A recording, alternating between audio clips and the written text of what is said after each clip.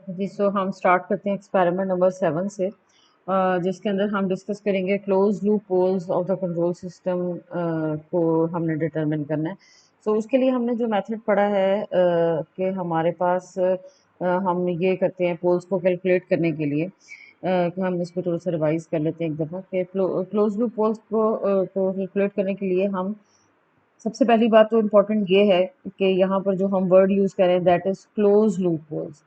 सो इसका मतलब ये है कि हम उसको पोल्स कंसीडर करेंगे जो कि क्लोज लूप होंगे, यानी अगर आपके पास एक सिस्टम दिया हुआ है जो कि जीओएफएस की फॉर्म में है, तो आपने पहले उसका क्लोज लूप निकालना है। यानी अगर वो यूनिटी फीडबैक के साथ दिया हुआ है तो आप उसको सॉल्व करके उसके साथ उसका कंप्लीट ट्रांसफर फंक्शन निकालें। अगर उसकी कोई फीडबैक दी हुई है तो इन शॉर्ट आपने G over one plus G H के फार्मूला को लगाकर इसको क्लोज लूप कर लेना। सो ये तो एक बात हमने मेक श्योर कर ली, और उसके बाद हमने ये करना है कि ये हो गए क्लोज लूप पोल्स। सो हम क्लोज लूप पोल्स को ही इम्प्लीमेंट करते हैं रूथरविर्ट्ज क्राइटेरिया के अंदर। हमने थ्योरी के अंदर ऑलरेडी रूथरविर्ट्ज स्टेबिलिटी को पढ़ ली है। सो हमारे पास हमने ये पढ़ा था कि हमारे पास जो डिनोमिनेटर का पॉलिनोमियल होता है किसी भी ट्रांसफर फंक्शन के अंदर, उसके अंदर हमारे पास जो ट्रांसफर फंक्शन होता है that is expressed in the form of numerator and in the form of denominator. So जो रूट्स होते हैं हमारे पास न्यूमिनेटर के, they are described as zeros, यानी वो वैल्यूज जब आप सिस्टम के अंदर पुट करें और सिस्टम का transfer function approach to zero कर जाए, दैट्स वाई हम उसको जीरोस कहते हैं। और वो वैल्यूज यानी वो रूट्स जब जो कि आप सिस्टम के अंदर पुट करें तो ट्रांसफर फंक्शन अप्रोच करे towards infinity, these values are known as poles, that's why हम उसको पोल्स कहते हैं। ठीक है। सो हमारे पास जो डिनोमिनेटर पॉलिनोमियल होता है उस पॉलिनोमियल को लेकर हम उसके रूट्स कैलकुलेट कर सकते हैं। सो हमें ये पता है कि हमारे पास जितने भी ट्रांसफर फंक्शंस होते हैं अगर तो उसका पॉलिनोमियल एस स्क्वायर तक है तो ठीक है, हम उसको by the formula of quadratic equation या बाय सिंपल मेथड हम इसके पोल्स निकाल सकते हैं। हम इवन एस थ्री के भी पॉलिनोमियल को इजीली सॉल्व कर सकते हैं, लेकिन हमारे पास पॉलिनोमियल बहुत बड़े बड़े होते हैं, S four S five S six काफ़ी बड़े पॉलिनोमियल्स होते हैं। सो उन पॉलिनोमियल्स को सॉल्व करना बड़ा डिफिकल्ट हो जाता है, क्योंकि आपको सिंथेटिक डिवीजन या इवन वर्स देन दैट हमें इससे भी डिफिकल्ट मेथड को यूज़ करके उन पोल्स की एग्जैक्ट वैल्यू को कैलकुलेट करना पड़ता है। ओके, सो यहाँ पर फिर हमने ये कहा कि हम स्टेबिलिटी को इस्टेब्लिश करना चाहते हैं, लेकिन स्टेबिलिटी के को इस्टेब्लिश करने के लिए कि either the system is stable और not, sometimes only this thing is necessary. हमारे पास ये इंपॉर्टेंट नहीं होता कि हमारे पास पोल्स एग्जैक्ट कहाँ लाए लाए कर रहे हैं। सो हमने अपने सिस्टम को प्लेन को डिवाइड कर लिया in right half plane and in left half plane. So this is our right hand side, so हमने इसको राइट हाफ प्लेन कह दिया and this is left half plane. So as long plane हमने इसलिए कह दिया कि हमारे पास ये जो अपर साइड है दिस ये कम्प्लीटली एक प्लेन है, यानी ये क्वाड्रेंट और ये वाला quadrant completely left half plane कहलाएगा और ये सारा आपके पास राइट हाफ प्लेन कहलाएगा। ये सारा एरिया राइट ऑफ प्लेन कहलाएगा। सो एज लॉन्ग एज आपका पोल लाई करता है इन लेफ्ट हाफ प्लेन तो हमारा सिस्टम स्टेबल है।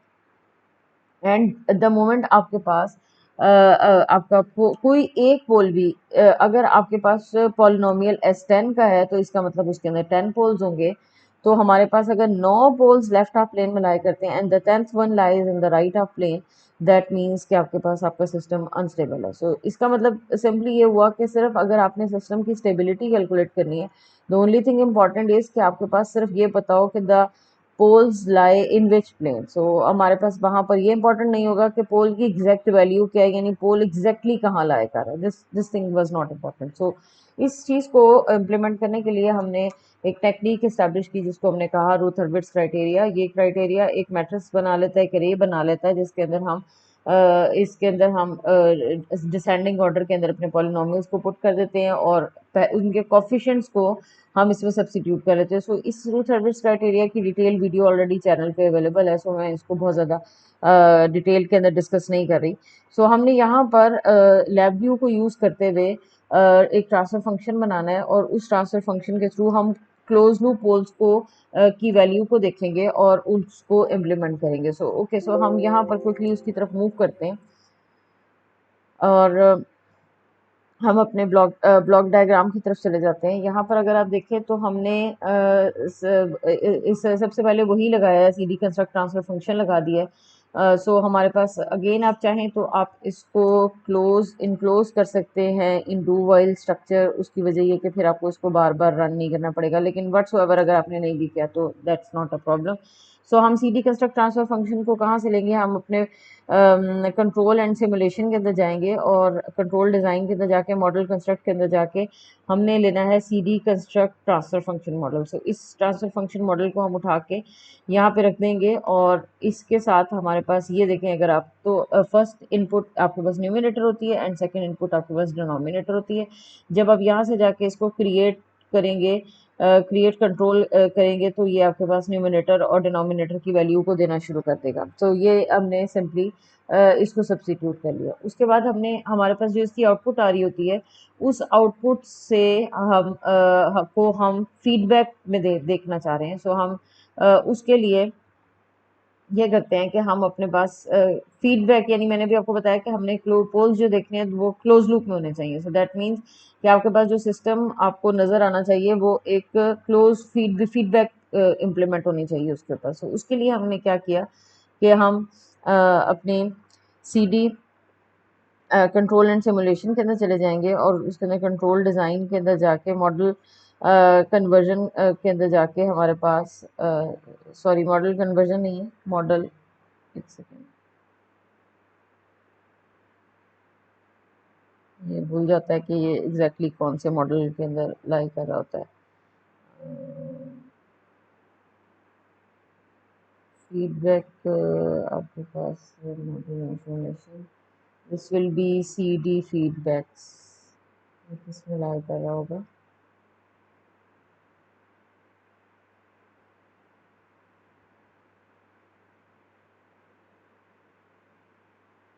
सी डी इसके अंदर होना चाहिए था इसको।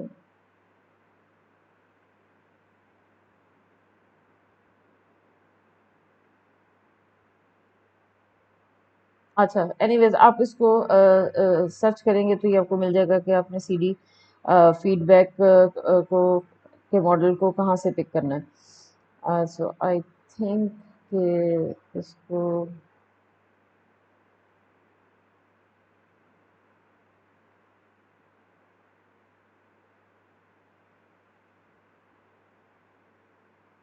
एनीवेज हम इसको अगर आप सर्च करेंगे तो आपको ये मिल जाएगा कि आपने एग्जैक्टली इसको सी डी फीडबैक मॉडल को कहाँ से पिक किया है। और यहाँ पर आपके पास मुख्तलिफ ऑप्शन है कि आपके पास सिस्टम, दोनों जो सिस्टम्स हैं वो स्टेट स्पेस के अंदर हैं या किसके अंदर है। हमारे पास चूँकि फीडबैक भी वन थी, यूनिटी फीडबैक को हम कंसीडर कर रहे थे, तो हम इसको transfer function and transfer function की फॉर्म के अंदर ले सकते हैं। एक दफ़ा मैं दोबारा इसको वेरीफाई कर लूँ कि ये हमारे पास कंट्रोल एंड डिज़ाइन के अंदर जाके किस एग्जैक्टली जगह पर आता है। Let me check once again.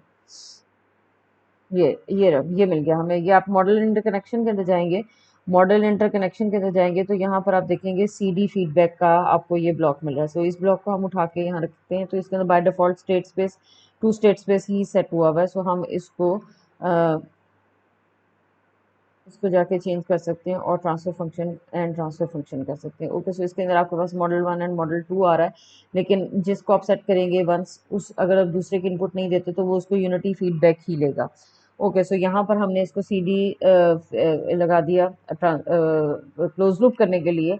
उसके बाद हमने आउटपुट के ऊपर क्या किया, C D draw transfer function किया। ये भी मैंने हमने यूट्यूब के ऊपर इसकी पिछली वीडियो के अंदर देखा है कि हमारे पास ये कंट्रोल एंड डिज़ाइन के अंदर जाएंगे, कंट्रोल डिज़ाइन के अंदर जाके आपके पास यहाँ पर जहाँ पर हैंड ऐसे आइकन में बना हुआ आ रहा होता है, यहाँ से आप C D draw transfer function को पिक इजीली कर सकते हैं और इसकी आउटपुट आपको एक इक्वेशन की फॉर्म में नज़र आ रही होगी। सो दैट कि जब आप जैसे ही इसको कनेक्ट करेंगे तो यहाँ पर आपको एक इक्वेशन डिस्प्ले होने लग जाएगी फ्रंट पैनल के ऊपर। अच्छा जी, उसके बाद हम फर्दर ये देखते हैं कि यहाँ पर चूँकि हमने क्लोज लूप पोल्स को देखना है, तो क्लोज लूप पोल्स को हम जाकर कंट्रोल एंड डिज़ाइन, क्योंकि हम हमारे पास कंट्रोल एंड सिमुलेशन का ही ब्लॉक मोस्टली यूज़ हो रहा है, यहाँ से जाके हमने पोल्स को सी डी पोल्स को प्लॉट करना है।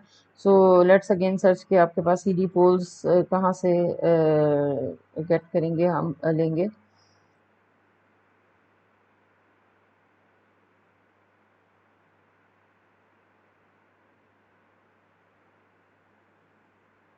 ओके, सो ये डायनेमिक कैरेक्टरिस्टिक्स के अंदर जब आप जाएंगे तो यहाँ पर आपको सी डी पोल, सी डी ज़ीरोज़, ये सब कुछ आपके पास को आपको नज़र आ रहा होगा। आप इन दोनों को देख सकते हैं।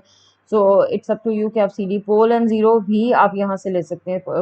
ये पोल एंड ज़ीरो मैप तो भी हम यहाँ से लेंगे। सी डी पोल्स ले लिया और इसको हम यहाँ पर प्लेस कर देंगे। यहाँ पर आप जीरोस दोनों भी देख सकते हैं। उसके बाद आप एक पोल जीरो मैप भी देख सकते हैं, लेकिन और सो दैट कि हम उसका प्लॉट भी देख सकें। सो सी डी पोल्स को जब आप यहाँ पर लेंगे और इस सी डी पोल्स को जब हमने यहाँ पर जाके कनेक्ट किया, अगेन आप इसको ट्रांसफर फंक्शन के अंदर कन्वर्ट कर लीजिएगा, क्योंकि हम पीछे से स्टेट स्पेस नहीं दे रहे, ट्रांसफर फंक्शन दे रहे हैं। और यहाँ पर जब आप आउटपुट पे जाके क्रिएट कंट्रोल इंडिकेटर करेंगे, तो ये आपको आउटपुट के ऊपर एक उसके ऊपर फ्रंट पैनल के ऊपर पोल्स की एग्जैक्ट वैल्यू डिस्प्ले करना शुरू कर देगा। सो यहाँ पर लैब व्यू के अंदर हमारे पास ये फैसिलिटी अवेलेबल है कि हम इसके पोल्स की एग्जैक्ट लोकेशन भी देख सकते हैं। यानी आपको जो एक्स एक्सिस की value that is 0.26 and the value of imaginary axis is 0.92, ये कॉम्प्लेक्स पोल है।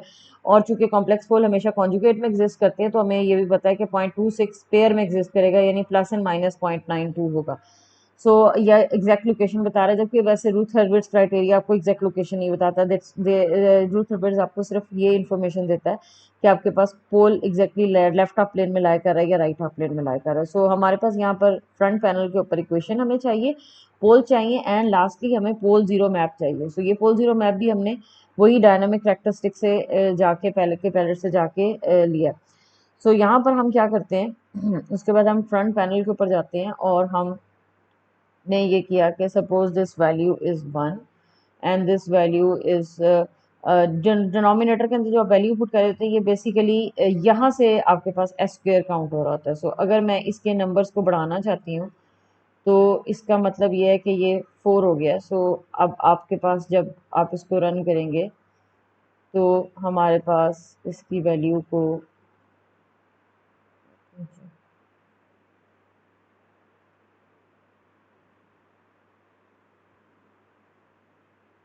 तो हमारे पास यहाँ पर जो इसकी वैल्यू आ रही है दैट इज 2। अगर आप इसकी वैल्यू को पुट करते हैं 3 एंड 1 एंड 2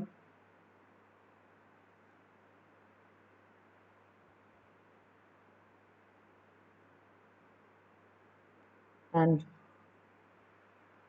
4, और इसको हम बढ़ा देंगे, तो ठीक कर देंगे। अब आप जब आप इसको रन करेंगे, तो ये देखें आपके पास जो पॉलिनोमियल है दैट वो आपके पास S5 तक चला गया। सो ये वाली वैल्यू 4 है, ये वाली वैल्यू 2 है, this value is 1, this value is 3, and ये जो एक वैल्यू विजिबल नहीं हो रही, इसको हम दोबारा से, दिस इज 1। ठीक है, सो ये हमारे पास पॉलिनोमियल, इसको अगर आप 2 कर दें तो भी ये हमारे पास चेंज हो जाएगा। सो हमारे पास जो पोल्स हैं, चूंकि ये S5 था, तो हमारे पास कितने पोल्स आने चाहिए, 1 2 3 4 5, 5 पोल्स हमारे पास विजिबल होने चाहिए। यहाँ पर अगर आप देखें तो एक पोल ये है, एक पोल ये है, एक पोल ये है, एक पोल ये है, और एक पोल ये पोल है। ये 5 पोल्स हमारे पास विजिबल हो रहे हैं। चूंकि ये लेफ्ट हाफ प्लेन था, 3 पोल्स लेफ्ट हाफ प्लेन के अंदर ही लाई कर रहे हैं, तो the system is a stable system. अगर ये सिर्फ यहाँ होते, लेकिन 2 पोल्स हमें राइट हाफ प्लेन के अंदर नजर आ रहे हैं, सो दैट मीन्स, अच्छा यहाँ पर अगर आप नोटिस करें तो ये है पोल जीरो मैप, लेकिन आपके पास जीरोस डिस्प्ले नहीं हो रहे। जीरो इसलिए डिस्प्ले नहीं हो रहे कि हमने जीरो की कोई ऐसी, इसको अगर हम 1 कर दें, और तो now we will get zero. यहाँ पर अगर आपको ये ब्लूज में नजर आ रहे होंगे, सो ये रूट्स हैं, क्योंकि आपके पास इसकी हाईएस्ट वैल्यू एस स्क्वेयर है, तो आपके पास 2 जीरोज होंगे। अब अगर इसकी वैल्यू को मैं कम कर दूं, तो अब आपके पास जीरो खत्म हो जाएगा। उसकी वजह यह है कि हमारे पास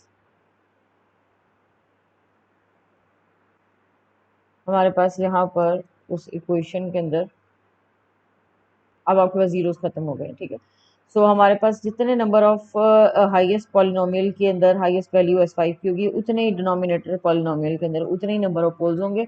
और इसकी वैल्यू को आप वेरी करके भी देख सकते हैं कि अब पोल्स की वैल्यू क्या है। ठीक है जी, सो होप ये मेरा ख्याल है कि ये चीज़ क्लियर हो गई होगी आपको। सो